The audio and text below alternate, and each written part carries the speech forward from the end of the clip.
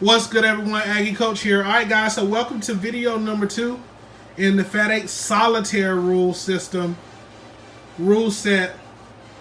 So the last video we talked about individual player morale. In this video, we're going to be talking about coach leadership. So if you notice over on the sideline,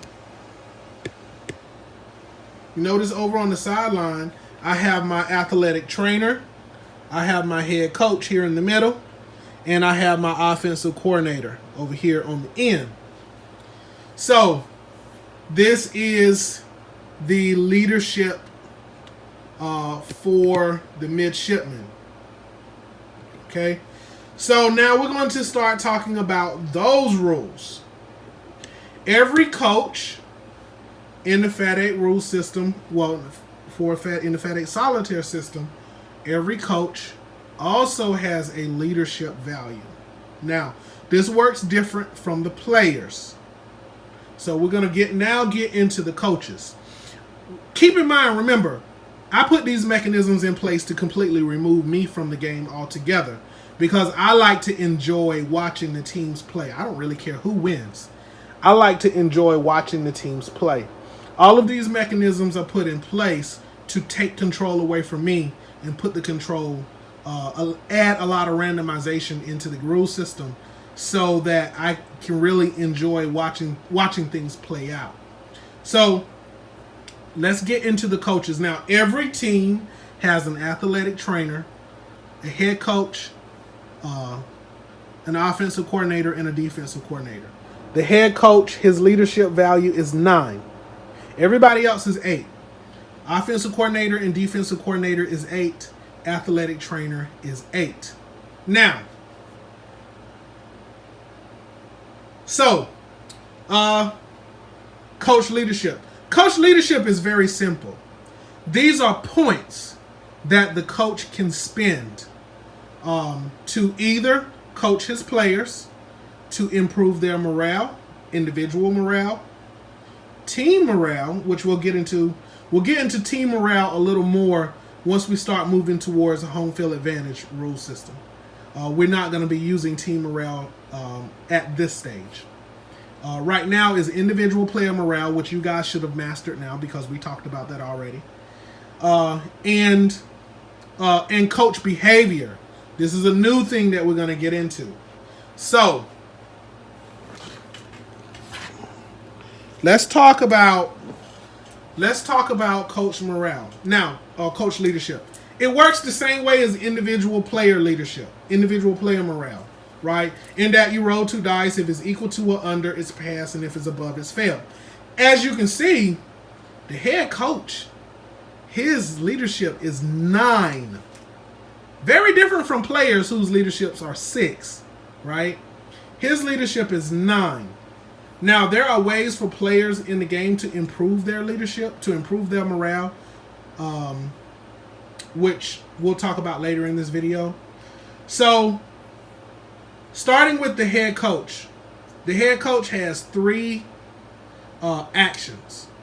1, he can challenge a play that he doesn't agree with. So, if, for example, the offense had the ball at the 10-yard line, and the offense running back got the ball down to the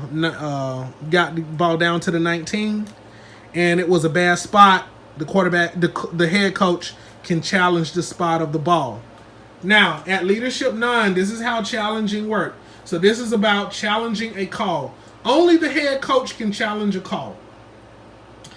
Right? So this is about challenging a call. If the head coach challenges a call, it will cost him 2 points. So his leadership 9 is now down to 7. It'll cost him 2 points.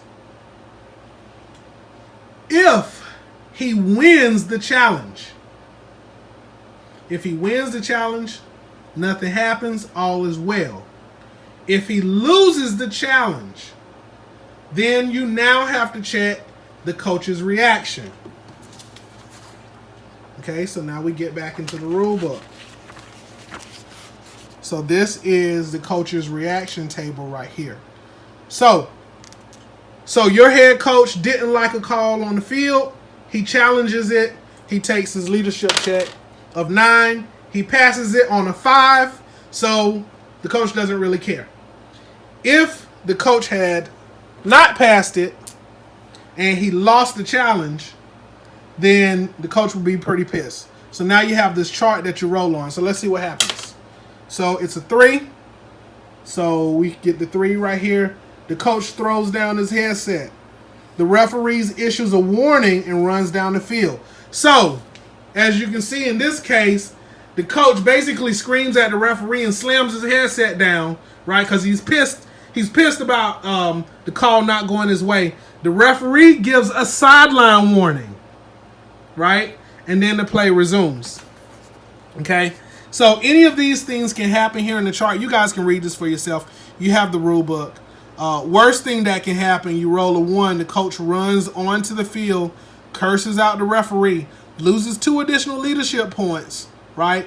And it is the first time he does it, it's a personal foul. It's charged on the coach, and it's a 15-yard penalty assessed on his team. If it happens twice, the coach is ejected from the game. So, as you guys can see, I had a lot of fun with this. But that is basically how challenges work, right? Something happens on the field, the coach doesn't like it. You have the option of challenging. You spend your 2 points, right? You spend your 2 leadership points.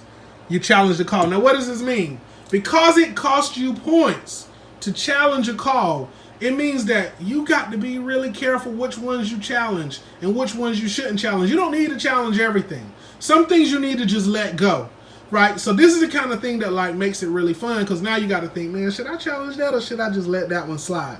Because I don't want to run the risk of, something crazy happening.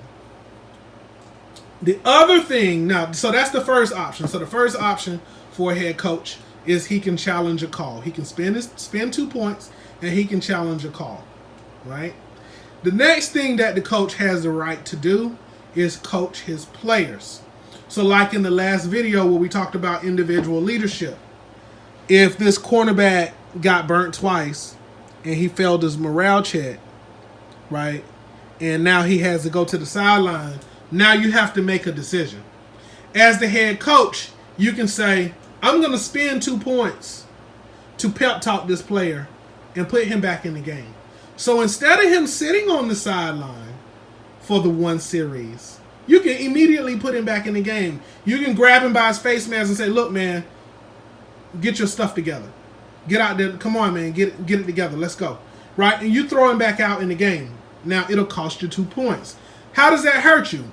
Well, later on in the game, if you need to challenge a call and you spending your points like crazy, then you might find yourself with a coach who has a leadership value of 5, right? It's going to be next to impossible for you to pass that, right? So there are risks associated with throwing points all over the place.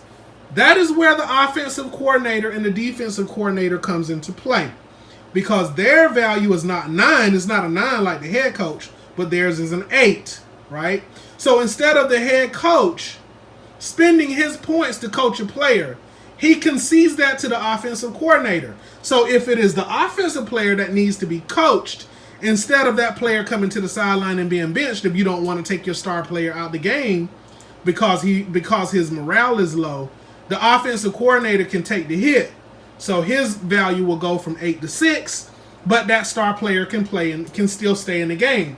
But now here's what happens. If you made a good coaching decision to keep that player in the game, and the very next play or the very next 2 plays, that same player breaks a big run and scores a touchdown, the offensive coordinator gets his points back for a job well done. Those points are not lost because he made a good decision. So the decision to keep him in shows great coaching, and then you get the points that you spent, you get those points back. So that's how that works. The last thing, and this is going to be a much shorter video because I'm just talking about coaching. The last thing, the very third thing that a coach can do is when it comes to players being injured. Now, in the FAT8 rule system, I got to think about this because I don't even remember if I actually went over injuries in detail like I wanted to. I might do a video about injuries, just in case. But essentially, for injuries, this is basically how injuries work. If a player is hit by an opposing player, doesn't matter if it's a block or if it's a tackle or if he gets run over. Anytime a player makes contact with a player from the opposing team and is knocked over on his side, you have to roll to see if that player gets injured. So, for example, let's say the slot receiver comes up. He comes down to make a block. When he makes the block, he gets hit. Boom, and he gets knocked over. Right? It's an immediate check to see if that player is injured. Right? So you roll the dice. On a 6, an injury occurs. That means that player is now injured. So now we have to check to see how bad the injury is. It could be a season-ending injury, or it can be a mild injury. That is also in the rule book. The reason I mention this is because this is where your athletic trainer comes into play. And you want to have your athletic trainers in the game. So on a roll of a 2, it's a bad injury. Right? On a roll of a 2, it's a bad injury. And that player sits out for the rest of the game plus the upcoming game. On a roll of a 3, it's a mild injury. And the player just sits out for 1 quarter. Okay? But on a roll of a 1, it's bad news.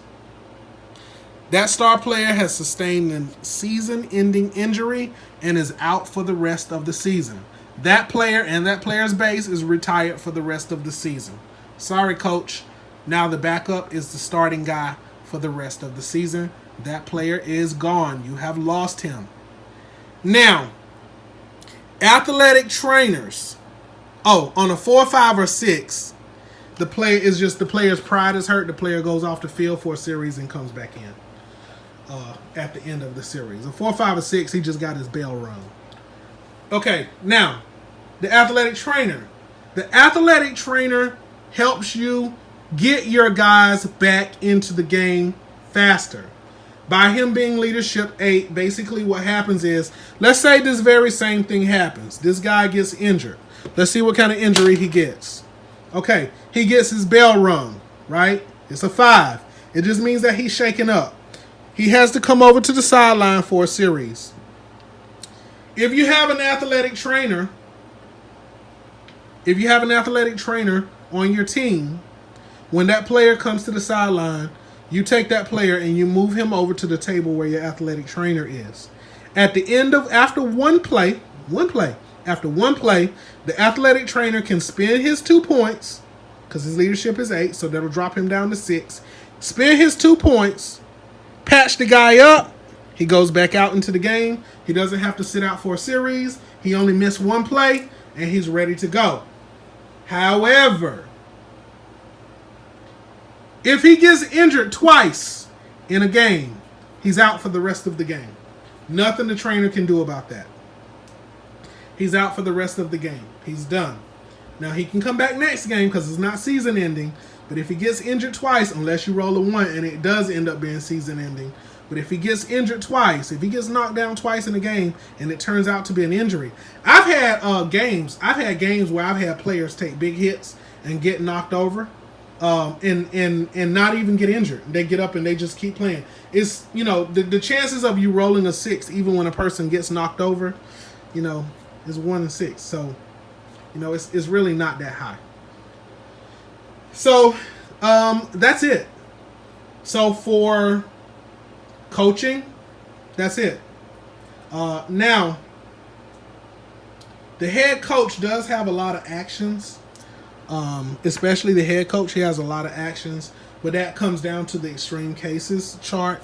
So, and if you guys remember when we talked in the last video, when we talked about individual player morale, if that player fails 2 morale checks in a game and they have to roll on the extreme cases chart, there's only one instance where you immediately have to roll on the extreme cases chart, and that is if one of your players commits a personal foul. Other than that, it's 2 morale checks fail, then roll. The extreme cases chart, that is where the head coach decides whether or not you're going to have your starting position or what's going to happen. But we covered that in the individual morale video. So if you need to go back and review that, you can review that there. This is pretty much it, right? This is it. That's all it is to it. The coaches have the option of coaching a player to keep that player in the game, spend his 2 points to do that, spend his 2 points to challenge a call. The trainers can spend 2 points to get a guy back in the game after one play if that guy got injured, providing that it's not season ending. Nothing he can do about season ending. Or your offense and defensive coordinators can coach players to get them back in the game in the event that they're failing morale. So like I said, if this guy failed his morale check, you can send him over to the defensive coordinator. The defensive coordinator can spend his 2 points and put him back in the game. Right? That's it. That's all there is. That's all there is to that. So we have covered coaching and we coach leadership, and we have covered individual morale. So the very next thing that we're going to do in the next video, I'm going to be talking about team morale and home field advantage. Don't forget, comment, like, and subscribe. Remember what I told you guys. These are specialist solitaire videos for people interested in playing solitaire using specialized rules. These rules, work over the course of an entire season, right? These rules are optional. You don't have to use these rules, but they're in the rule book for people who are interested. If you're playing a long solitaire league where you got 10 teams or 15 teams and each team is playing 6 games, and you want to be able to keep up with player stats and injuries and that kind of thing, that's where this comes into play, right? And it's also a really good talking piece, for your players to give them good personality as well. So that's it. That's the end of this video. This video is done. Comment, like, and subscribe, and I'll get on to the next one.